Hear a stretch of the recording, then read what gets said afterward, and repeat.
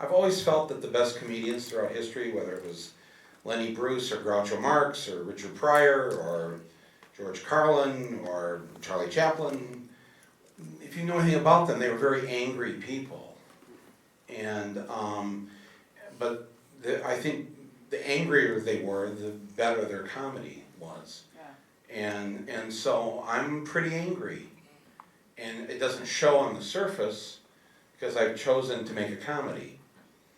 But I've seen it, we saw it in Canada, but then we saw it with Americans. So when you see it with an American audience, you hear parents, I hear people start to cry during Finland when you see how they do their schools. You will cry if you're a parent and you contrast American schools to Finland schools. Yeah, right. At least as your film depicts it. But see, that's the thing though, that's the trick of the film is that I don't really show you American schools. You know, I'm showing you, I guess what I want to convey to the public is that this isn't rocket science. We can have better schools. We can not poison our kids. Everybody should have 4 weeks paid vacation.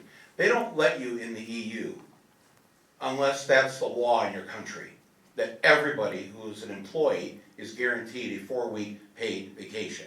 You don't get into the European Union unless you have a law on the books that says mothers get X number of months off with pay when they have a baby. I mean, the rest of the civilized world lives in a civilized manner. That's why they're called the civilized world.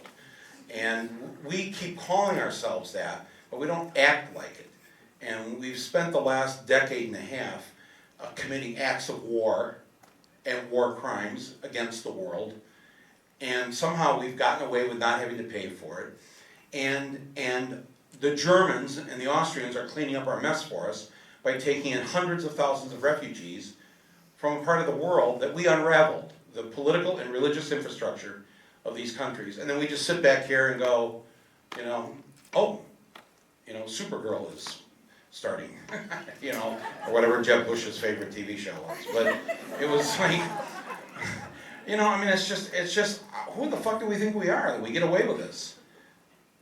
So I don't sound very happy, but I'm hopeful because in this film, I lay out a blueprint of tried and true things, not new ideas in these countries, but things that they've made all the mistakes for us. They've done the drug trials. They've done the trial and error. Portugal's had 15 years of not putting a single person in prison for using or possessing drugs. Yes. 15 years, and they've seen their drug use go down, drug crime go down, and they don't get to use the law as we do to commit acts of racism against certain people in our country.